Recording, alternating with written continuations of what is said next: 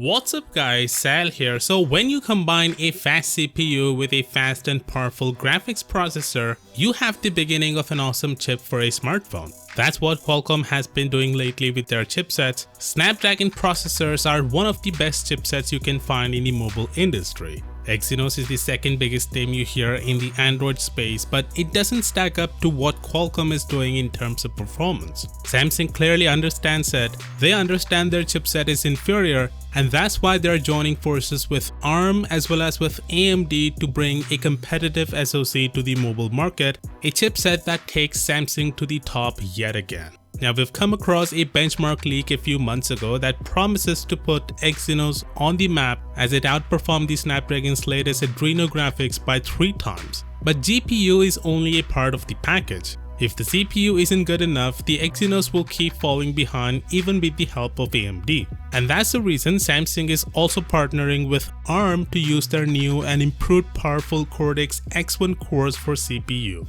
It already delivers a 30% performance boost compared to the standard ARM design, delivers twice the AI processing power, and promises even better battery life. Samsung will surely further customize the X1 core, so expect even bigger improvements than the claimed 30% from ARM. Qualcomm's Cryo cores aren't heavily modified, they're close to stock cores, which means Snapdragon chipset will also get around 30% boost in performance. Basically, the CPU performance of the Exynos and Snapdragon chipset next year should be about the same. The difference will be seen in the graphics department. If the AMD benchmark leak is legit, then the tables will turn and it will be the US consumers asking for a different processor.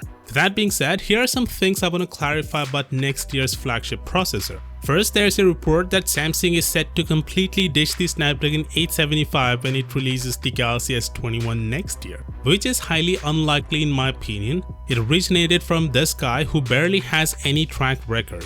Samsung uses Snapdragon in the United States because Qualcomm holds certain CDMA patents and some carriers still use CDMA technology. If Samsung wants to use Exynos there, they need to pay royalties to Qualcomm for each unit sold. So it's cheaper to use Snapdragon in the US, Canada, and China. Also, I see some people saying that there's no stopping Samsung from using the AMD GPU on Snapdragon 875 chipset instead of Qualcomm's Adreno, which again most certainly will not happen. You see, on mobile chipsets, we don't have a separate dedicated GPU. It has to be built on the chipset. When Qualcomm makes the Snapdragon 875, they are integrating the Adreno GPU onto the chipset, which means Samsung cannot remove it and include the AMD GPU. That's not how it works. The AMD graphics will remain exclusive to Exynos chipsets only. The reason phones can't have a separate dedicated GPU is that it would make the phone hard to use. You would be needing some kind of cooling mechanism to cool down the GPU and all the parts in it because heat spreads quite a lot in the phone.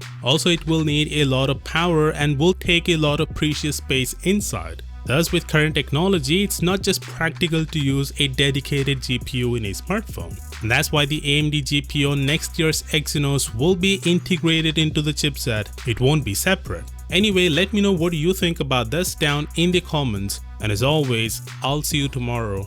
Peace out.